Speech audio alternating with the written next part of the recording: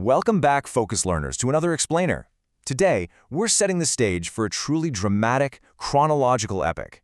We're looking at a story that completely reshaped the ancient world, transitioning from a deeply divided, squabbling Greece to the birth of an absolute, world-changing empire. It's a story of tactical genius, brutal consolidation of power, and unparalleled ambition. So get comfortable, because we're unpacking the legacy of two of history's most formidable figures, Philip II and his son, Alexander the Great. Okay, let's dive right into this. Today we'll be covering the rise of Macedon, the Battle of Chaeronea, the end of Greek independence, how Alexander takes the throne, and finally, his massive invasion of the Persian Empire. Section 1. The Rise of Macedon. You know, to really understand how massive this power shift was, we have to look at the political landscape of the 4th century BCE Mediterranean. For a long time, the dominant powers were these independent Greek city-states, places like Athens, Sparta, and Thebes. They were constantly squabbling, fighting each other for dominance, and essentially operating as their own little kingdoms. Up north, well, there was Macedon. It was a kingdom that mostly kept to itself and was viewed by the Southerners as, quite frankly, a bit backward. But everything changed when a young Macedonian prince named Philip was captured and taken to Thebes as a hostage. And while there, he didn't just sit around in a cell. He was educated by some of the greatest military minds in the world. When he finally returned home and was crowned King Philip II in 359 BCE, he immediately got to work transforming Macedon's citizen volunteers into a highly disciplined professional army. And a huge part of Philip's military overhaul was technological. This brings us to an absolutely crucial innovation, the sarissa. This was a massive 20-foot spear. Traditional Greek warfare relied on much shorter spears and swords, so by equipping his forces with the sarissa, Philip created what was essentially a lethal porcupine formation. His phalanxes could engage, strike, and lethally wound enemies before those enemies could even get close enough to swing their own weapons. This single innovation fundamentally changed the entire geometry of ancient warfare. Section 2. The Battle of Chaeronea. So, with his new elite force, Philip began aggressively expanding his territory southward, and this terrified the traditional Greek powers. Athens and Thebes, who were longtime enemies, realized they had to put their rivalries aside and form an alliance to stop him. But Philip arrived with a massive advantage: 33,000 troops, made up of 30,000 infantry and 3,000 cavalry. The combined Grecian forces maxed out at around 25,400 men. This numerical superiority was definitely significant, but numbers alone don't win battles. Tactics do. And this brilliantly illustrates exactly how Philip outmaneuvered his opponents, step by step. First, Philip commanded the right wing against the Athenians and initiated a fake retreat. The Athenians, thinking they suddenly had the upper hand, surged forward. Second, as the Athenians rushed ahead, the Greek center had to shift to keep the line connected, but this movement accidentally left the Theban forces completely isolated on the right. Third, Philip's teenage son, Alexander, who was commanding the cavalry, saw this massive gap and smashed right into the isolated Thebans, completely surrounding them. Finally, Philip stopped his fake retreat, turned his forces right around, and absolutely destroyed the overextended Athenians. It was just a masterclass in battlefield manipulation.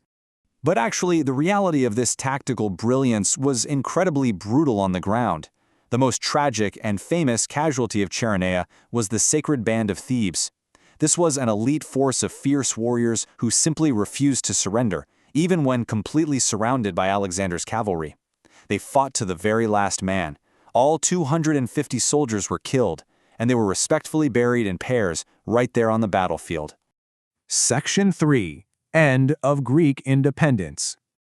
So what does this all mean? Well, Chaeronea wasn't just a tough loss for Athens and Thebes. It fundamentally altered history, because it marked the death blow to centuries of Greek independence. Philip didn't just walk away from this victory with a trophy. He locked the region down. He placed permanent Macedonian military garrisons inside the major Greek cities.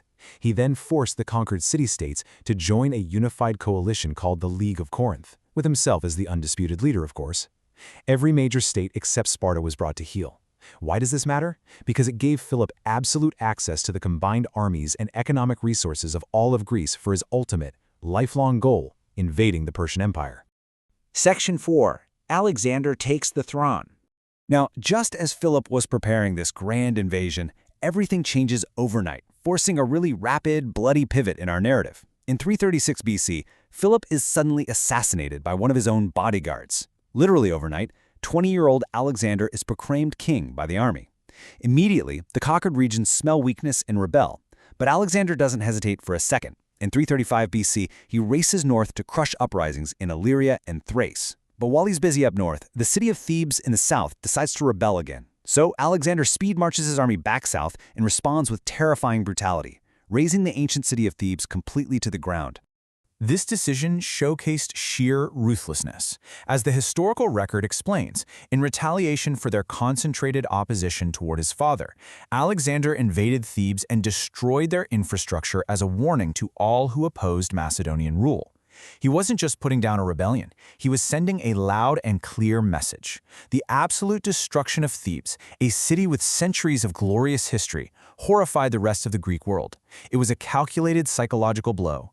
Athens and the other city-states immediately dropped any thoughts of resistance and submitted completely. With Greece terrified into absolute loyalty, Alexander's rear was finally secure. Section 5. Invading the Persian Empire. So with the northern frontier stabilized and the Greek city-states unified behind him in sheer fear, Alexander turned his eyes eastward to fulfill his father's dream. Which leaves us with a massive question. How do you conquer an empire? We're talking about the vast Achaemenid Empire, ruled by King Darius III, an empire that literally spanned from Egypt to India. How does a young king from a small northern kingdom even begin to dismantle a superpower?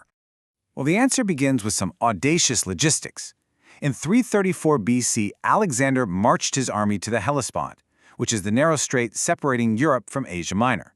He used over 100 triple-banked galleys, known as triremes, to ferry his entire force across the water.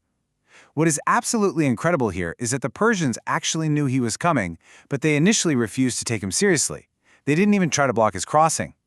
Now, what's really interesting here is that the Persians followed this up with a catastrophic strategic blunder. A Greek mercenary working for the Persians, a guy named Memnon, knew exactly how dangerous the Macedonians were.